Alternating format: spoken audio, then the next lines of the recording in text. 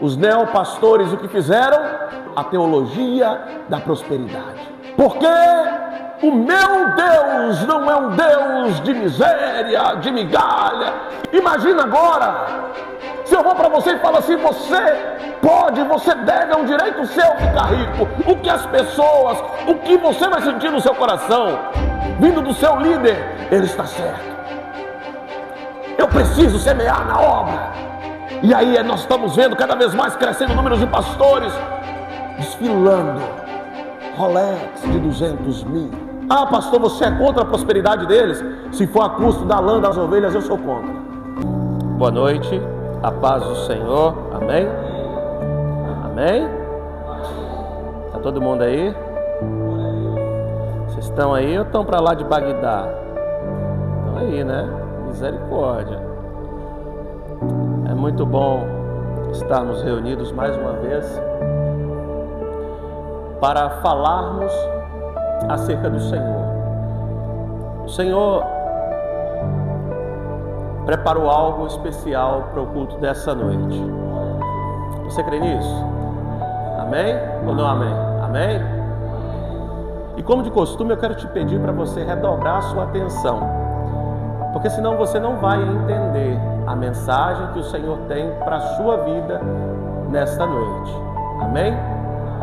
Então, por isso, olha para o irmão que está do seu lado e fala com ele assim, ó: meu irmão, não me atrapalhe, não me incomode, porque se você fizer isso, eu vou mudar de lugar e vou entregar para o pastor. Já tem umas 2 reclamações aqui já, viu? Os povo falando: ó, pastor, não estou conseguindo concentrar no culto, o irmão ali está falando demais, conversando demais. Na hora de dar glória a Deus não abre a boca, mas para conversar está parecendo aqueles programas da tarde do SBT. É só conversa, é só falação. Então vamos prestar atenção, vamos focar no que importa. E o que importa nessa noite não sou eu, não é o Ministério de Louvor, não é o pastor Ivan, não é nenhum de nós. O que importa nessa noite é o Senhor. O culto é para Ele. E o interessante é que o culto é para Ele, Ele vem para receber e ao mesmo tempo Ele entrega. Então fique atento, porque o Senhor tem um segredo, o Senhor tem algo sobrenatural para a sua vida nessa noite. Você crê nisso? Amém? Quero te convidar a abrir sua Bíblia no livro de Filipenses, capítulo de número 4, versículo de número 11. Diz assim a palavra do Senhor: não digo isso como por necessidade, porque já aprendi a contentar-me com o que tenho. Sei estar abatido e também ter abundância. Repita comigo: abundância. Fala mais uma vez: abundância. Em toda maneira e em todas as coisas estou instruído, tanto a ter fartura, fala comigo, fartura, como a ter fome, fala comigo, fome. Fala mais uma vez com força: fome. Isso, então vocês comeram hoje, o que vocês vão ter hoje é fome, né? Tanto a ter abundância, como a padecer necessidade. Repita comigo: abundância, necessidade. Olha no fundo do olho azul do seu irmão aí, fala com ele assim, ó: abundância, necessidade. Pergunta para ele se ele entendeu. Fala para ele assim, grava essas 2 palavras: abundância e necessidade. Podem se assentar em nome de Jesus.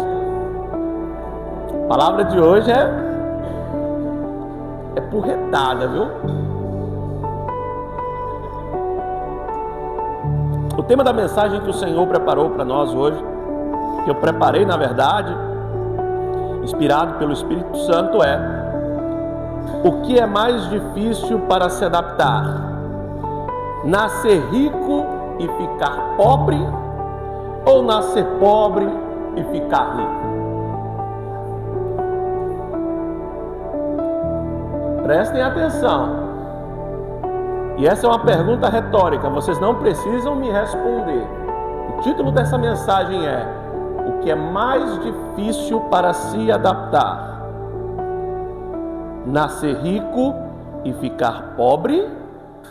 Ou nascer pobre e ficar rico? E até o término desta mensagem, você vai entender qual é a maior dificuldade de adaptação. Se eu fosse fazer uma pesquisa aí fora, um censo, contratasse o IBGE, Instituto Brasileiro de Geografias e Estatísticas, acho que é isso, e contratasse e encomendasse uma pesquisa, ou com o Datafolha, ou alguma outra empresa que faz pesquisas, e falasse: olha, eu quero que você faça uma pesquisa aí na rua. Qual é o mais difícil? Nascer rico e ficar pobre, ou nascer pobre e ficar rico? Todo mundo, ou a grande maioria, vai dizer que é o quê? O que é mais difícil de se adaptar? Nascer pobre, nascer rico e ficar pobre. Porque a pessoa já pensa logo: não, o cara já nasceu com tudo, cheio da grana, acostumado com um bem bom, e depois ter que sofrer lá, não deve ser fácil. O cara acostumado a comer caviar, e agora ele vai ter que comer ovo frito quando tiver ovo frito. E essa mensagem, ela retrata, essa foi uma mensagem pregada pelo apóstolo Paulo no último capítulo da sua carta aos Filipenses. O apóstolo Paulo, um homem natural de Tarso, e Tarso, meus irmãos, ficava na Cilícia, onde hoje é situada a Turquia. O apóstolo Paulo, ele nasceu ali. E o apóstolo Paulo, ele foi um homem que, enquanto ainda era Saulo, antes da sua conversão, ele foi ensinado por um dos maiores conhecedores, fariseus, mestres da lei, Gamaliel. E presumo eu que não fosse barato você encomendar um estudo nada menos do que com Gamaliel, o cara dos fariseus, um dos maiores conhecedores da lei judaica. E o apóstolo Paulo, ele também era um cidadão romano. E os historiadores, eles entendem, especulam que o apóstolo Paulo recebeu esse título de herança dos seus pais, porque a Cilícia mais tarde se tornou um território romano. E para que os irmãos entendam qual é a grandeza desse título de ser um cidadão romano, Roma naquela época era o povo, o país, a nação mais poderosa da terra. Esse título, ele foi passando de geração em geração, de mão em mão. Um tempo foi a Babilônia, um tempo foi o Egito, um tempo foi Israel e um tempo foi Roma. E como cidadão romano, ele tinha direito a fazer algumas coisas que as pessoas, os judeus comuns, não tinham condições de fazer. E imagina agora, Saulo de Tarso, antes da sua conversão, ensinado por Gamaliel, um seguidor a ferro e fogo da lei judaica, perseguidor dos cristãos, dos primeiros cristãos, era ele quem perseguia, um homem da menor tribo de Israel, a tribo de Benjamim, um homem que agora tinha também um título de cidadão romano.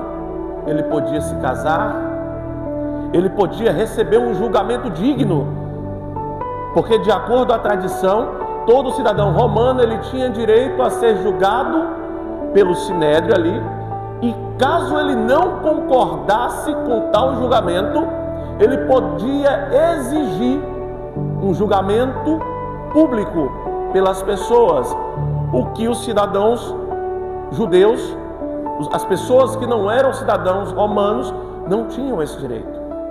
Foi julgado ali e acabou. Ele podia também futuramente se tornar um magistrado, caso ele quisesse. Ou seja, a pessoa que tinha esse título de cidadão romano já tinha alguns passos na frente de um judeu comum.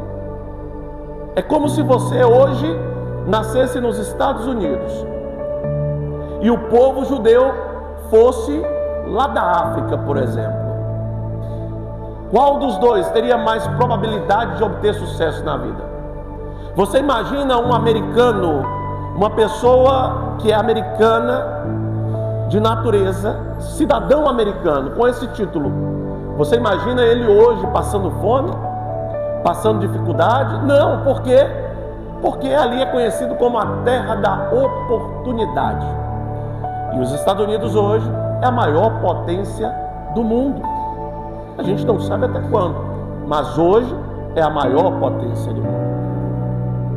E Paulo, que até então era Saulo, ele tinha tudo isso. Então ele já tinha uma condição de vida muito boa. Comia bem, frequentava os melhores lugares, conhecia as melhores pessoas, era bem conectado, tinha um network fantástico. Era essa pessoa. E essa pessoa que foi achada por Jesus a caminho de Damasco, quando ia perseguir os cristãos. E ele então tem um encontro genuíno com o Senhor. E Saulo, que significava grande, agora se transforma em Paulo, pequeno. O homem que perseguia os cristãos agora passa a ser o perseguido. O homem que matava cristãos agora estava sendo caçado. O homem que apedrejava, que aprisionava cristãos, não por ruindade no seu coração. Porque se você voltar uma página da sua Bíblia e ler Filipenses 3, ele vai falar: eu fazia tudo isso porque eu era fiel à lei judaica. Eu não fazia por prazer, mas por obediência. E o interessante foi que o apóstolo Paulo, ele não foi obrigado a abrir mão de tudo isso. Como assim não foi obrigado? Não, o Senhor teve um encontro com ele, mas o Senhor não nos obriga a fazermos nada. O Senhor teve um encontro com ele e ele então entendeu que ele estava totalmente equivocado e era necessário que ele tivesse uma mudança radical na sua vida. E ele então teve essa mudança. Infelizmente hoje, muitas pessoas que tinham uma qualidade de vida muito boa, muita grana, muitas posses, são obrigadas a perder tudo e ir lá para a lama para poder terem um encontro com o Senhor. E o apóstolo Paulo não. Quando ele teve um encontro com o Senhor, ele era ainda Saulo, ele era ainda perseguidor, ele era ainda cidadão romano. Não teve ali uma audiência pública e falou assim: Saulo, você está deixando a desejar. A partir de agora você está excluído do sinédrio. A partir de agora você não é mais um fariseu. A partir de agora você não é mais um perseguidor. A partir de agora você está expulso do sinédrio. Não. O Senhor teve um encontro com Saulo quando ele ainda estava no auge. Possivelmente ele poderia se tornar o sucessor de Gamaliel. Possivelmente as pessoas poderiam já olhar para ele e falar assim: olha, Gamaliel, você fez um bom trabalho com aquele rapaz pequeno, Saulo de Tarso, cidadão romano, tem tudo para crescer, para assumir a sua cadeira. Ele faz do jeito que você ensinou. Ele não titubeia. Tarefa dada é tarefa cumprida. Se tivessem uma conversa com um profeta e falassem, o profeta chegasse para eles e falasse assim: olha, o Senhor vai mudar a história desse Saulo, o Senhor vai escrever uma nova história na vida dele, esse Saulo vai transformar a sua vida, ele vai ter um encontro com o Senhor, ele vai abrir mão de tudo, e ele vai ser um dos maiores teólogos e escritores do Novo Testamento da Bíblia. Ele vai escrever 13 livros, 13 epístolas. Se tivessem essa revelação no tempo que ele perseguia os cristãos, ninguém ia acreditar. Nem mesmo os apóstolos, os discípulos de Jesus. Imagina ter essa revelação e falasse com Pedro. Pedro ia dar uma gargalhada e falar: você está ficando louco? Aonde já se viu? Tanto é que quando ele se converte ao Senhor, após ficar 3 dias cego, após ter a sua visão restaurada, ele vai até o templo para pregar a palavra e ele começa a ser perseguido e questionado ali mesmo. As pessoas olham para ele e falam assim: mas calma aí, esse aí não é o Saulo de Tarso, o perseguidor da igreja? Os próprios cristãos, a própria igreja estava encontrando uma forma de duvidar da conversão de Saulo. O que eu aprendo com isso? Há um tempo para tudo debaixo do céu. Você se converte ao Senhor, há um tempo de preparo. E quanto maior for a sua chamada, maior vai ser o tempo do preparo. As pessoas que vendem bebida alcoólica aí, ó, vinho, uísque, quanto mais velho é, quanto mais caro é. Queijo, por exemplo, aquele queijo canastra que fica 1 ano lá para poder ficar pronto, caríssimo. Gorgonzola então nem se fala. Muito mais caro do que um queijo Minas, que faz rapidinho ali. Dá trabalho? Dá. Então, quanto mais valioso é o seu ministério, o seu chamado, o seu propósito, maior e mais longo vai ser o preparo, o seu preparo. Quanto tempo demorou o preparo do ministério do apóstolo Paulo? Após ele pregar esse sermão na igreja e o povo começar a comer o couro em cima dele, ele pegou a mala e a cachorrinha dele e foi para onde? Lá para Tarso. Voltou lá para o meio do deserto lá e começou a fazer o quê? Tendas. A profissão do seu pai. Começou a fazer tendas. Quantos anos? 14 anos sendo preparado no meio do deserto. 14 anos esquecido. 14 anos até que as pessoas esquecessem na sua mente de quem era Saulo, o perseguidor. 14 anos.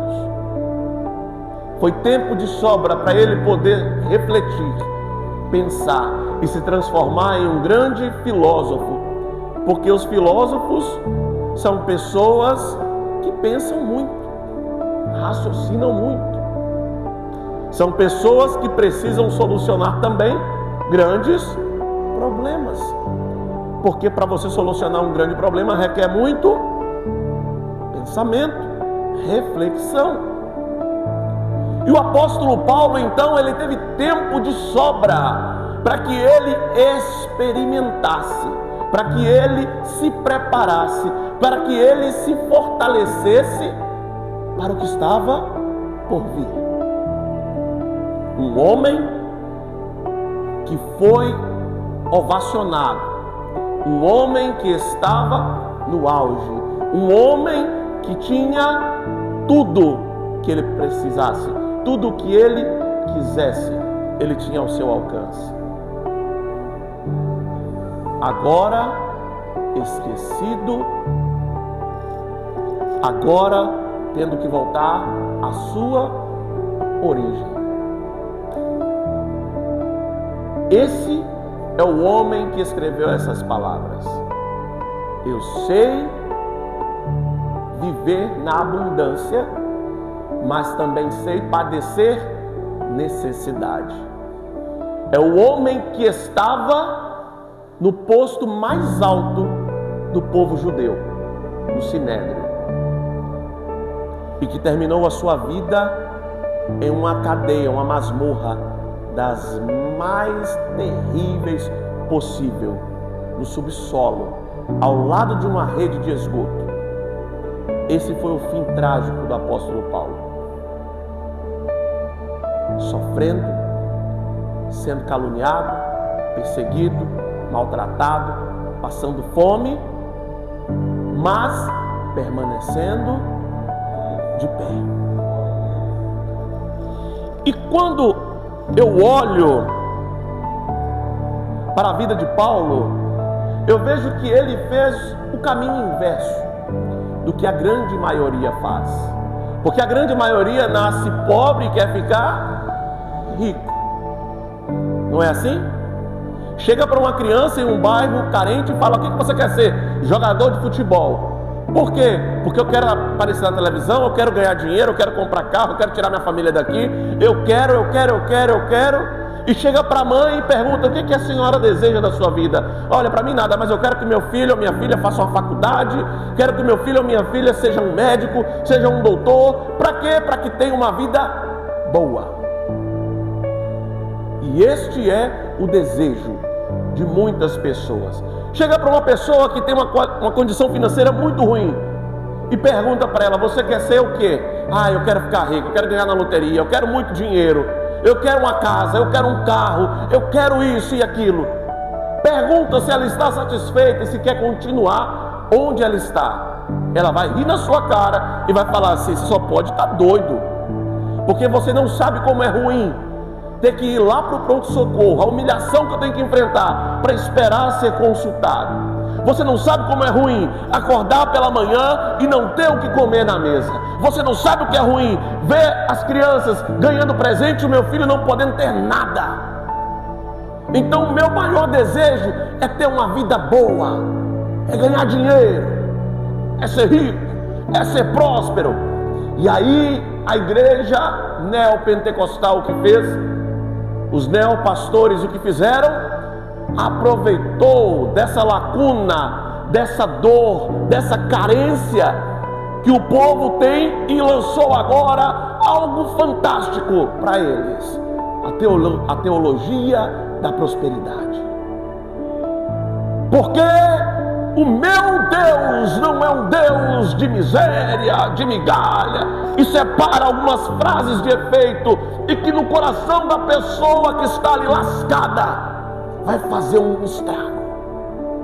Imagina agora, se eu vou para você e falo assim: você pode, você deve, é um direito seu ficar rico. O que as pessoas, o que você vai sentir no seu coração, vindo do seu líder? Ele está certo, eu preciso semear na obra. E aí nós estamos vendo cada vez mais crescendo o número de pastores desfilando Rolex de 200 mil. Ah, pastor, você é contra a prosperidade deles? Se for a custo da lã das ovelhas, eu sou contra. Se for a custo do sangue das ovelhas, eu sou contra. Por quê, pastor? Então eles não... Tem que ter, sim. A Bíblia fala que todo trabalhador é digno do seu salário. Mas não é isso que nós temos visto ultimamente. Nós temos visto pessoas, pastores, usando de artifícios bíblicos. Para quê? Para ordenhar toda uma comunidade evangélica para satisfazer os seus próprios desejos, para satisfazer as suas próprias vaidades. Isso está certo? De maneira nenhuma. Mas por que as pessoas aceitam isso? Porque elas acham que o fato delas estarem na igreja, todos os problemas dela acabaram. É tipo organizações Tabajara, né? Que tinha antigamente lá na Globo, lá do Cacete e Planeta. Organizações Tabajara, todos os seus problemas acabaram. Agora você aceitou Jesus, veio para a igreja, acabou tudo, você não tem mais problema. Não é assim, meu irmão. Nós aceitamos Jesus porque nós reconhecemos que Ele é o nosso único e suficiente Senhor e Salvador. Se eu vou ser rico aqui na terra ou não, aí é um dom de adquirir riquezas. Ah, mas tem isso? Claro que tem, meus irmãos. Porque se você ser pobre fosse uma determinação de Deus para que você fosse para o inferno, você ser pobre, se fosse algo já determinado que você não é filho de Deus, só porque você é pobre, coitado do povo da tribo de Levi. Porque o povo da tribo de Levi não tinha ninguém rico, todo mundo comia o que? A sobra. E até ali, os pães da preposição na mesa, no sábado, oferecidos para o Senhor. E aqueles que estavam retirando, quem ia comer? Os levitas, os sacerdotes. E oferecer o sacrifício lá no templo, oferta. O que os levitas, os sacerdotes faziam? Enfiavam o garfo no tacho, tirava. O que tirou aqui é nosso. Nosso e dos levitas. Não tinha levita rico. Não tinha levita milionário. Não tinha levita podre de dinheiro. O que isso quer dizer? Nem todo cristão vai ser rico. Nem todo cristão vai ser abastado. Nem todo cristão vai ter dinheiro sobrando. Mas por que, pastor? Por que isso? Então Deus é injusto? Não. E você vai entender o porquê. Como assim?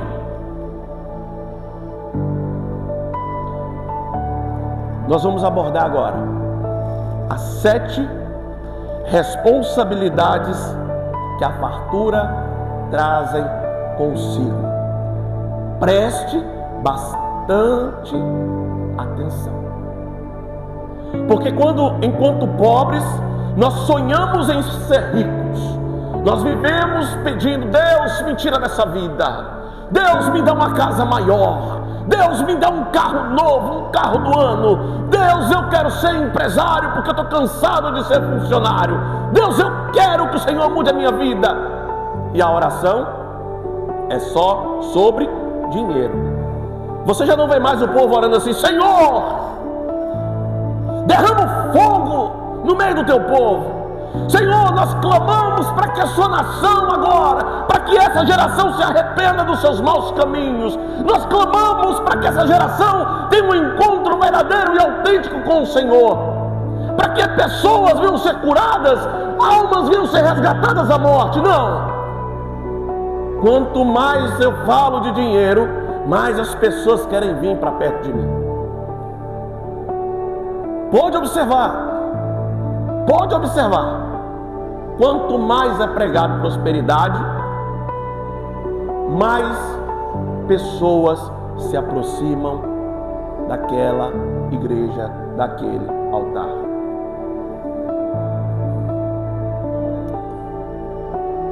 Mas elas esquecem de um detalhe. O pastor falou que você vai ser rico, né? Que tem uma chave de uma casa nova, a chave de um carro importado. E os irmãos, entra até no reteté. Eu não sei se é fogo santo ou se é estranho, mas que o povo rodopia, sapateia, rodopia. E solta rajada de língua que se você ver. Outro dia tinha uma irmã que estava quase flutuando assim, ó. Quando falou que ia vir uma casa nova, meu Deus. E quais são as 7 responsabilidades que a fartura traz consigo? Primeira, a fartura vai trazer consigo mais dívidas. Como assim, pastor? Traz mais dívidas? Traz mais dívidas. Porque agora você tem uma casa maior e você já não dá conta de limpar sozinho. Você tem que ter uma empregada doméstica ou secretária do lar. Você agora tem uma casa com ambiente climatizado. A sua conta de energia, que era R$100 e você reclamava porque estava caro, agora vem de R$400. Agora você tem que ter TV a cabo, Netflix. Você tem que ter streaming, internet de qualidade, uma TV de 70 polegadas na sala, porque você também tem que demonstrar para os seus amigos que você está bem.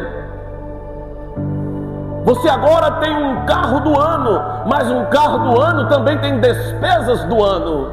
Um carro do ano tem troca de óleo do ano. Aquela troca de óleo que você fazia com 50, 60, 70 reais, esquece. Você vai deixar numa revisão 1.200, 1.300 reais. Os pneus do carro também são do ano, também são importados. E aquela grana que você usava para comprar um jogo de pneu, agora você vai comprar um pneu. E não se assuste, Porque a mão de obra, quando as pessoas olharem para você e ver que você tem dinheiro, vai ficar mais cara. Porque é assim que funciona. Quanto mais você tem, mais o povo te esfola. E agora você vai ter mais dívidas para pagar.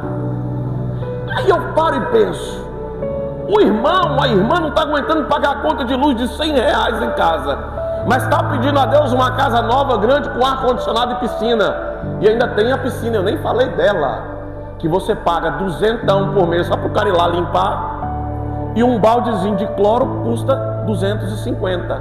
Só que não usa só cloro, usa mais uns 3 produtos que eu nem lembro o nome. Algicida, fungicida, não sei o que. É tanta cida que põe lá para ela ficar branquinha. E aí quando você assusta, você vai falar assim: gente, com esse dinheiro aqui eu passava um mês, agora eu só estou pagando empregada, ar-condicionado, energia, água que ficou mais cara agora por causa da piscina, produto, piscineiro, escola particular.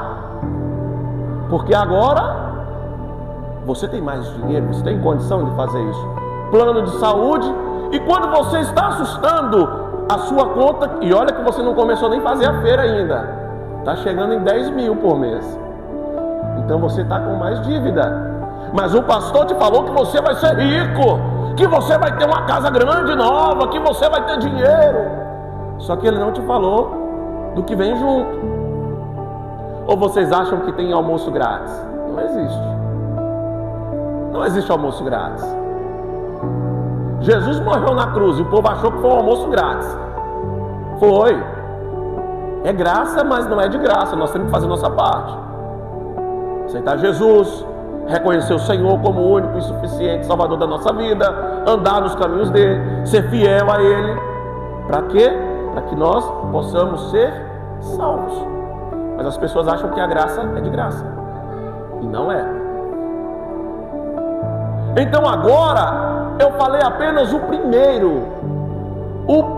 a primeira responsabilidade que a fartura traz consigo. E qual é a segunda? Um negócio que pobre não escuta nem falar, não sabe nem que existe: imposto. Porque quando você tem fartura agora, você tem mais imposto para pagar. E imagina só que nessa fartura veio junto para você uma empresa. Você agora é um empresário, uma empresária. Tem funcionários para pagar, tem contador, marketing. Para que a sua marca seja vista, você tem que gastar uma nota todo mês para que as pessoas te vejam. Mas peraí, quando é que eu vou começar a viver? E a gente olha para uma pessoa que tem grana e fala assim: nossa, como eu queria ter a vida dessa pessoa. Você não aguentaria um dia com a vida dela. Não aguentaria. E como assim mais impostos? Mais impostos. Porque quando você tem uma renda mais baixa, tem um limite que você é isento de imposto. Você não é obrigado a declarar imposto. A partir de uma renda anual, se não me engano, de 28 a 30 mil reais, você agora é contemplado a pagar imposto. Mas eu já pago imposto sobre os alimentos, também vai pagar sobre a sua renda. Como assim? O governo é seu sócio. Você agora tem mais fartura. O governo agora quer o quê? Um pouquinho da sua lã. Ele quer um pouquinho do seu ganho, porque ele é o seu sócio. E você é obrigado a pagar. Você agora tem mais impostos. E o que mais eu tenho? Que é a terceira responsabilidade. Eu tenho uma maior exposição. Como assim, pastor? Prepare-se. Principalmente se você morar numa cidade pequena, como a nossa.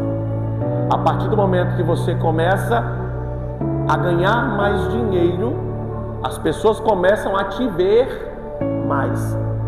Elas agora lembram o seu nome. Então, se você passar na rua, todo mundo da cidade já está sabendo, já que você passou, porque um já vai falando para o outro. Se acontecer alguma coisa, se você se envolver numa batidinha no trânsito, já viram um escarcéu. O povo já sai falando: você viu? Fulano ali teve um acidente. Mas naquele tempo seu, que era mais escondidinho, que não tinha tanta fartura, ninguém lembrava que você existe.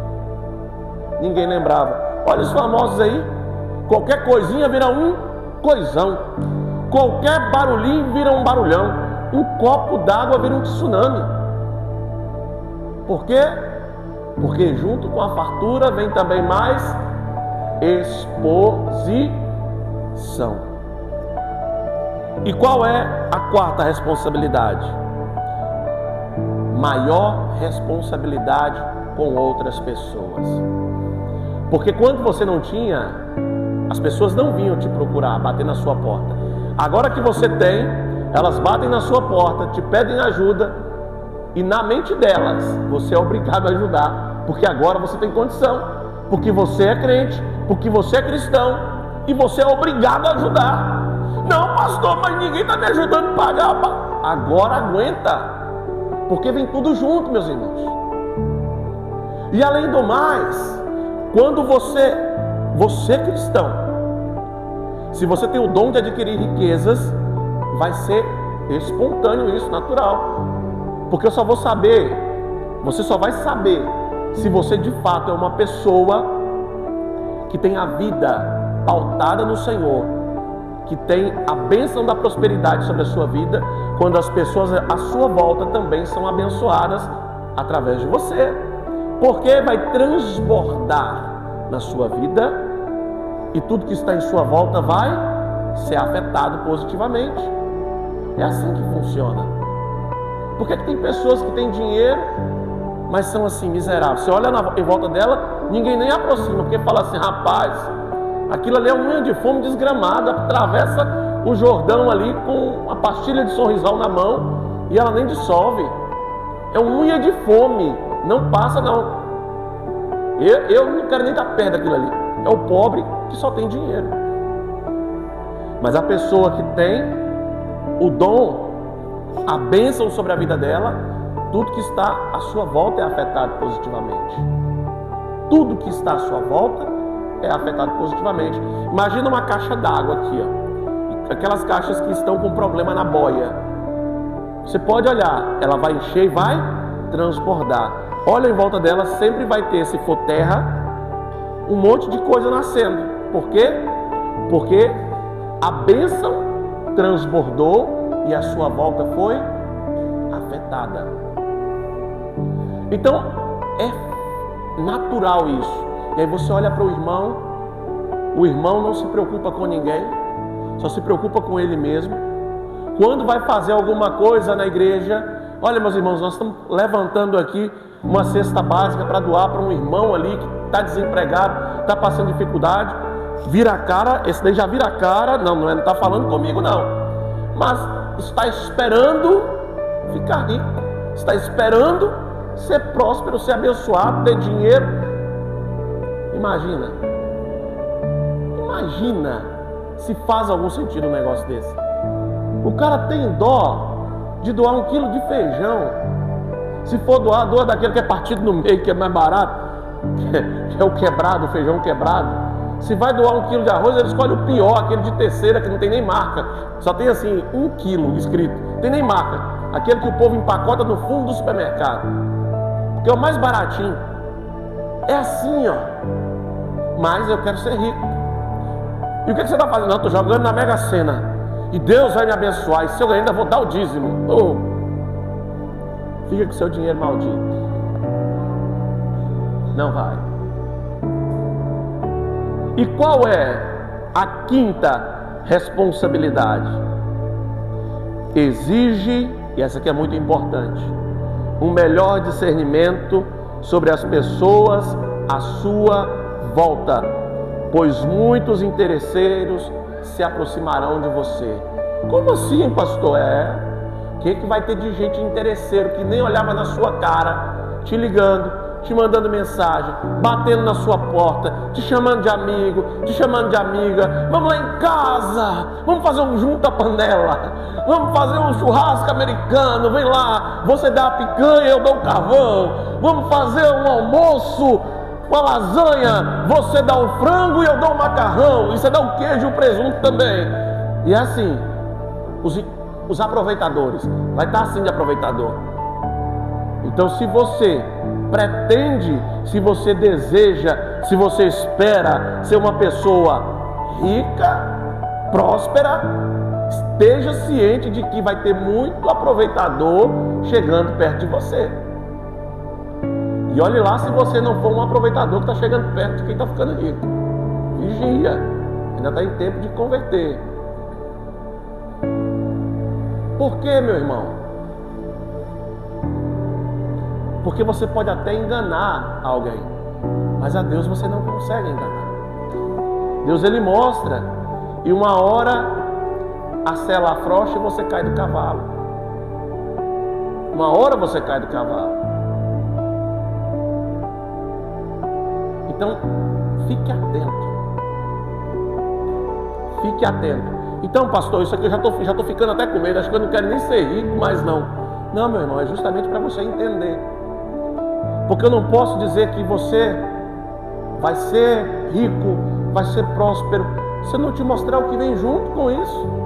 E aí você vai dizer se você quer ou não.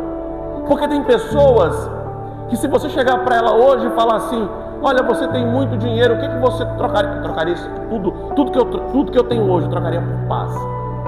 Tanto que você vê, os ricões, o que eles fazem? Estão com muito dinheiro, vão lá para o fim do mundo, para o meio do mato, numa roça, numa cidade pequena. Para quê? Ter paz. Porque junto com o dinheiro vem muita responsabilidade, muita turbulência. Claro, tem as coisas boas? Claro que tem. Mas também tem as coisas ruins. Olha para você ver. Você que não é rico ainda, você não paga salário de ninguém. 30 minutinhos você já limpou sua casa toda. Ah, mas eu só tenho meia dúzia de copos. Glória a Deus, você lavou rapidinho. Sua conta de água vai vir barata. A sua energia não vem cara. As pessoas não se aproximam de você para poder extorquir você. Não. Os amigos que você tem, no tempo mesmo que eu era lascado, os amigos que eu tinha eram amigos de verdade. Porque para andar comigo, eu vendi o almoço para comprar janta. Então, para andar comigo tinha que ser amigo de verdade. Porque interessado em quê? Em nada. Nada. E qual é a sexta? E esse ponto é um ponto que as pessoas não têm se atentado. Que junto com a fartura vem uma maior pressão psicológica. E os estudos estão mostrando que as pessoas que mais têm tirado a sua vida não são os pobres, os favelados, não. Eu não me lembro da última vez que eu vi uma notícia falando que um morador de rua tirou a sua própria vida. Mas ricos, pessoas cheias da grana.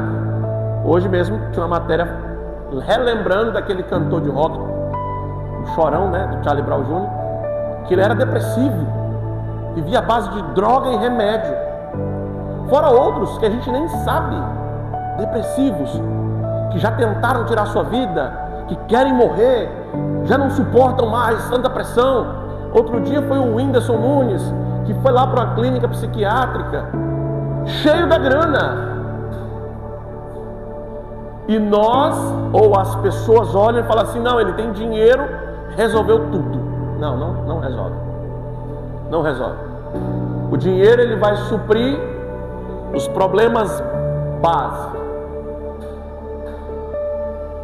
Os problemas base da pirâmide de Maslow, que é o quê? Alimentação, transporte, saúde, moradia.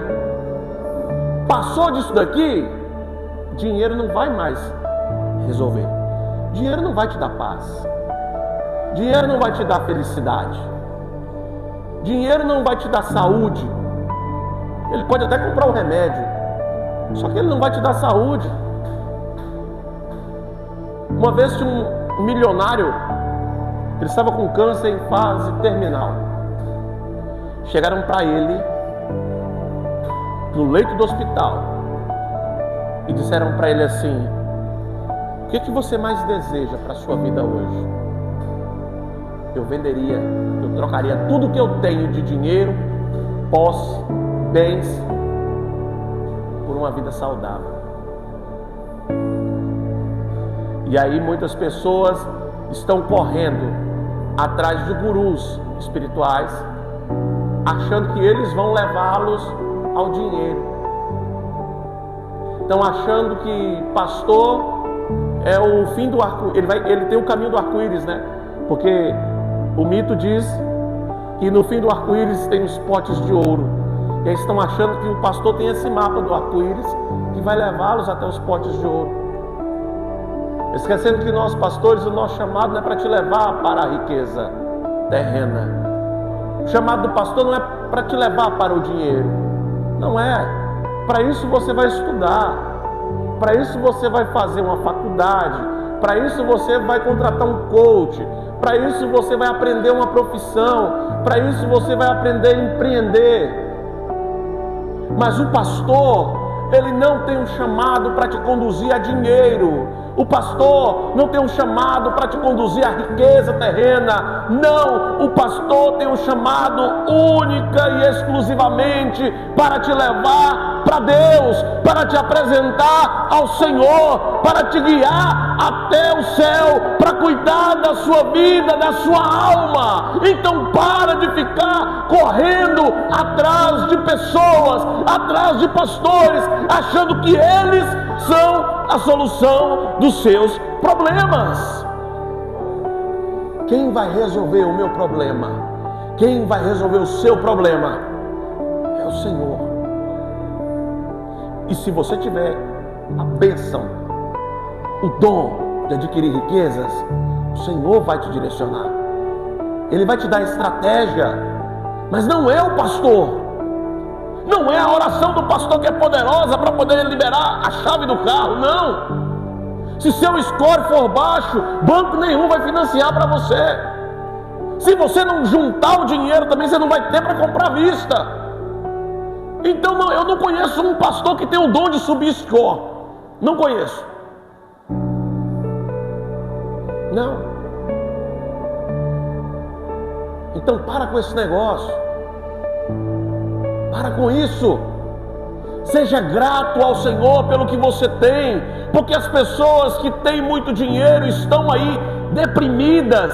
Pessoas que têm muito dinheiro, mas não têm a Cristo, estão enfiadas nas drogas, estão enfiadas na prostituição, no adultério, no vício, na jogatina, estão jogados no mundo espiritual.